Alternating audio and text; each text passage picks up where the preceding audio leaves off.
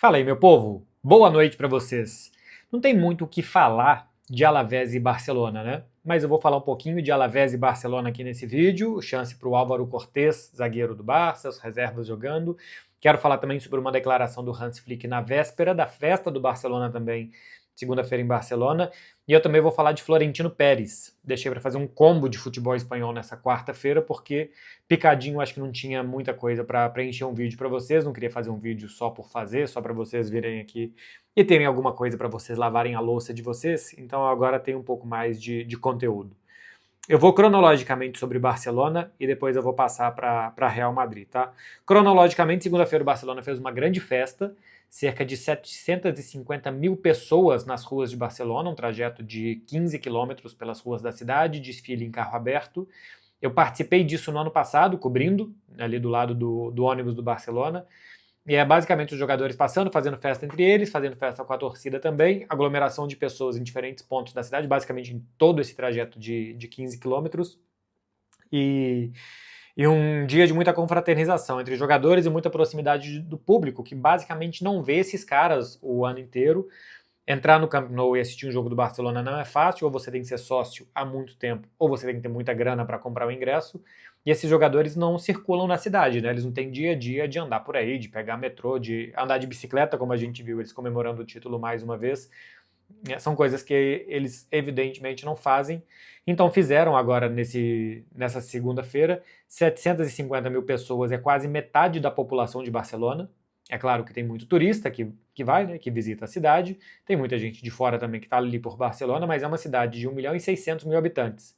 Você tem uma festa para 750 mil pessoas, é 40% da população da cidade que está ali. É legal porque sai um pouco da rotina da cidade, é um evento para toda a cidade, para Barcelona inteira, né?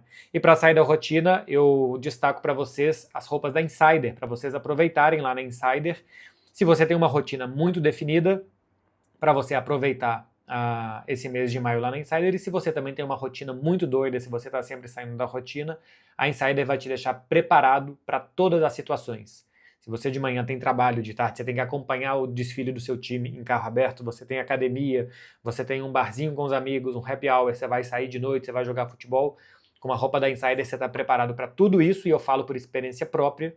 Essa daqui que eu estou usando é uma Daily Tech da Insider, é uma camisa de dia a dia que eu gosto muito, tem várias, de várias cores já dessa daqui, tem as Tech T-shirts, tem a Heavy T-shirt, tem a Tech Slim, enfim, tem muitas opções, masculina e feminina para vocês, lá no site da Insider.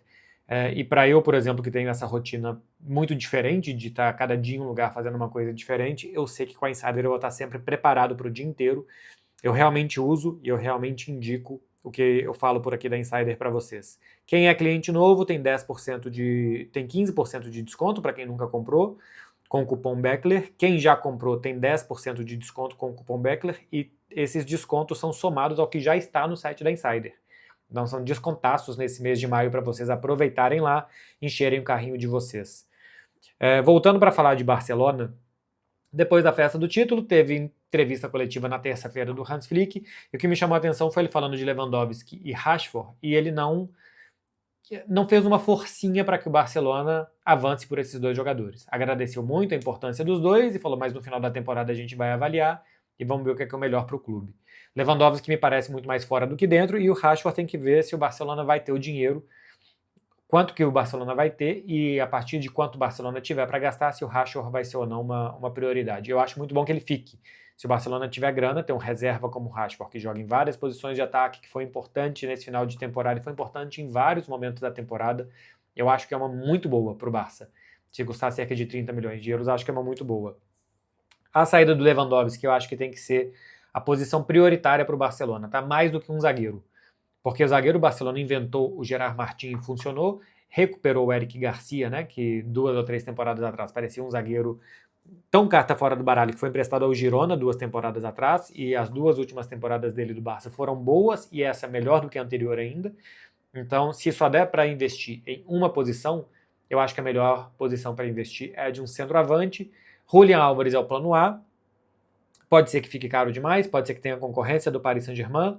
O plano B, o que se fala em Barcelona, é o João Pedro. Eu acho o João Pedro um jogador que não reúne todas as características necessárias para jogar no Barça. Acho que ele é um atacante para espaço e muitas vezes o Barcelona joga em espaço muito curto. Você precisa de um atacante que maneje bem de costas, que faça pivô, que jogue bem em espaços reduzidos. Eu acho que o João Pedro não faz isso. A minha humilde sugestão, se é que vocês querem a minha sugestão, seria Lautaro Martinez. Acho que é muito difícil que a Inter permita a saída dele, é um dos maiores ídolos recentes da Inter de Milão, é o capitão do time, muito identificado com a torcida da Inter, ainda mais se o Barcelona for atrás do Bastoni, né? Qual que é a chance da Inter negociar 2 jogadores tão importantes em uma única janela com o Barcelona? Mas se tivesse que fazer só uma contratação nessa janela de transferências, eu iria atrás do Lautaro. Porque esse jogador de espaço curto é um jogador que maneja muito bem dominar para sair de pressão, né? O time adversário está pressionando muito, você manda uma bola longa para o atacante, ele vai proteger bem aquela bola para você não perder. Lautaro faz isso muito bem, acho que tem boa presença de área. Todas as temporadas, mais de 20 gols, algumas mais de 30 gols em um time como a Inter de Milão, que é um time que ataca e que domina no seu país, mas não é um time que ataca como o Barcelona e que faz muito mais como o Barça. 28 anos ainda, teria muita lenha para queimar, seria o meu preferido pro ataque do Barcelona. Jogo contra o Alavés, minha gente. Uma ressaca danada, né? 48 horas antes de entrar em campo contra o Alavés, os caras estavam desfilando em carro aberto e ali eles meio que bebem, tal, sem esconder muito de ninguém, né? Não mostram que estão bebendo, mas dá para perceber que muitos ali não estão puros. E tinha que jogar depois contra um time desesperado, extremamente motivado. O Barcelona teve de titulares o Pau Cubarsí, o Dani Olmo e o Rashford, né, que hoje é considerado titular. Rashford e Lewandowski não são assim tão titulares, então o Pau Cubarsí esse sim é titular. Dani Olmo e não é, Rashford e não é, e Lewandowski nessa temporada também foi e não foi. Mas beleza, tinha um time bastante diferente, não finalizou no gol, eu acho que é a primeira vez desde que o Hans Flick chegou que o Barcelona não finaliza no gol do adversário. Esses jogos de últimas rodadas contra Barcelona e Real Madrid, para os adversários que vão enfrentar esses 2 times grandes, nunca se sabe o que vem pela frente, se eles estão brigando pelo título e se eles vão jogar com a faca entre os dentes, ou se eles estão extremamente relaxados, ou porque já ganharam, ou porque já perderam. Então, pode dar de tudo. Eu lembro que 2 temporadas atrás, ou 3 temporadas atrás, eu estava em Valladolid. Eu fui a convite do Valladolid do Ronaldo, assisti um Valladolid-Barcelona, o Valladolid do Paulo Pessolano brigando para não cair, o Barça já campeão, tinha sido campeão acho que uma semana, 10 dias antes, time do Xavi, aquele time do 1-0ismo, e o Barça tomou 3-0 do Valladolid lá. Então, depois que ganha, a motivação é muito diferente, a entrega é muito diferente, os jogadores em campo são muito diferentes, tanto que o Barcelona ainda estreou o Álvaro Cortés, que jogou muito bem, zagueiro que treinou a temporada inteira no time de cima, e estreou para ter um gostinho, né, para ter um prêmio, colocou o Chesney para jogar, enfim. Mexeu bastante no time, pro Alavés valia demais, o Alavés entrou em campo como vice-lanterna e ganhou 4 posições na tabela de classificação, empurrou Girona e Levante para a zona de rebaixamento, o Mallorca e o Elche ainda estão por ali, e o Alavés vai para a 15ª colocação com 40 pontos, começou a rodada com 37 na zona do rebaixamento, e já subiu bastante. Então, ótimo para o Alavés jogar contra o Barcelona nessa situação. O próximo jogo é Barcelona e Betis, com o Betis já classificado para a Champions, o Barcelona já campeão. É o último jogo do Barcelona em casa, então acho que vai ter um pouco mais de entrega. E depois vai jogar fora de casa contra o Valência, que é 13º colocado. Está a 3 pontos da zona do rebaixamento, mas tem muitos times entre o Valência e a zona de rebaixamento, também já não deve valer mais nada essa última partida do Campeonato Espanhol e de La Liga. Então, até devo acompanhar no final de semana o Barcelona também, se precisar eu faço algum vídeo aqui, mas já vou avisando para vocês que não vai ter aquela análise que normalmente eu faço, de onde que a bola ficou, quem é que jogou melhor, quem é que jogou pior, já fiz análise aqui de número de toques no último terço do Barcelona em um jogo comparado com a média da temporada.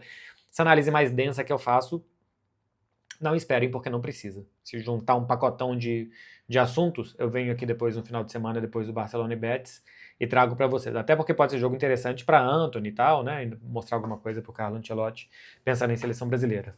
Para finalizar, gente, a desastrosa entrevista do Florentino Pérez, nessa terça-feira, em Madrid.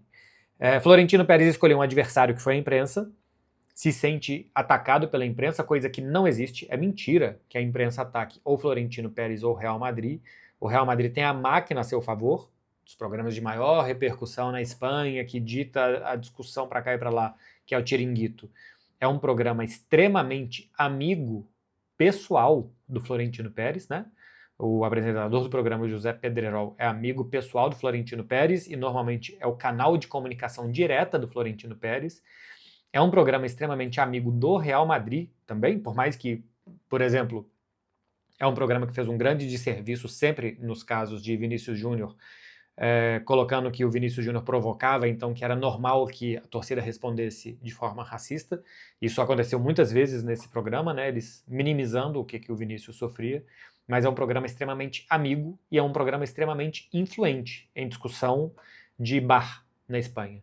O jornal Marca, que é o jornal mais lido do país, não só esportivo, é o jornal mais lido do país, é um jornal extremamente amigo também do Real Madrid, normalmente manchetes positivas, normalmente quando o Barcelona ganha um grande jogo e o Real Madrid joga no dia seguinte, é um jornal que o slogan é o jornal de todas as torcidas, mas normalmente o Real Madrid tem muito mais destaque que o Barcelona.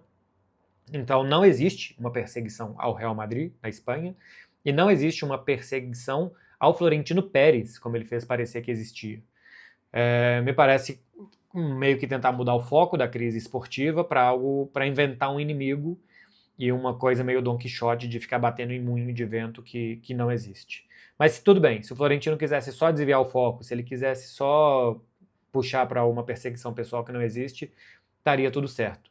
Mas, além de tudo, ele ainda aproveitou essa entrevista para mais declarações infelizes de coisas do século passado, por exemplo, do machismo, da misoginia dele, se referindo a uma jornalista para falar que ela não entendia de futebol por uma matéria que ela tinha escrito no jornal ABC.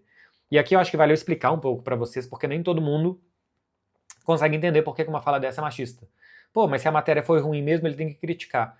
Mas o Florentino Pérez criticou várias atitudes da imprensa sem citar que eram homens. Mas quando ele quis, quando tinha algo que ele queria criticar, que foi feito por uma mulher, ele fez questão de falar que era uma mulher e que ele não sabia se ela entendia de futebol ou não. Por que ele não fez isso para falar sobre as críticas indevidas, na opinião dele, que ele recebe de homens? Porque ele quis descredibilizar uma crítica, uma matéria do jornal AS, pelo fato de ter sido escrita por uma mulher. E por isso essa fala é machista e misógina por parte do Florentino Pérez. E por isso que a gente tem que criticar e falar, acho que para explicar também para o público, muitas vezes que não entende, fala, não, pô, ele está criticando a jornalista. Não, porque quando ele faz questão de falar que é uma mulher e que talvez não entenda de futebol, ele está querendo diferenciar ela dos outros jornalistas homens pelo fato de ser uma mulher. Vale lembrar algo que aconteceu em 2024, porque o Florentino não é um presidente de falar toda hora, né? Você vê o João Laporta do Barcelona falando toda hora, ele gosta bastante dos holofotes. Florentino não fala toda hora.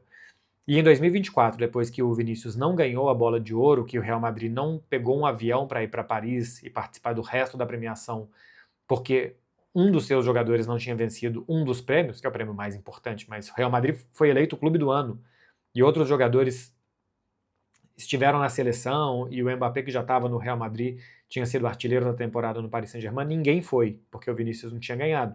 Tem que saber perder também. E o Florentino Pérez depois, na Assembleia de Sócios do Real Madrid, teve uma fala xenófoba e elitista, dizendo que os jornalistas de Uganda, Namíbia, Finlândia e Albânia não deveriam votar porque são países irrelevantes, pequenos, que ele falou que não devem entender muito de futebol, e se esses 4 caras não tivessem votado, não tivesse sido computado o voto deles, ou se eles tivessem votado no Vinícius, o Vinícius teria vencido. Ou seja, para o Florentino, alguns países têm direito de entender mais de futebol do que outros. Lembrando que a votação da Bola de Ouro é feita por 100 jornalistas dos 100 países mais bem ranqueados pela FIFA. Né? Tem critérios ali para ranquear os países no ranking da FIFA, e aí um jornalista de cada um desses países é escolhido para fazer a votação.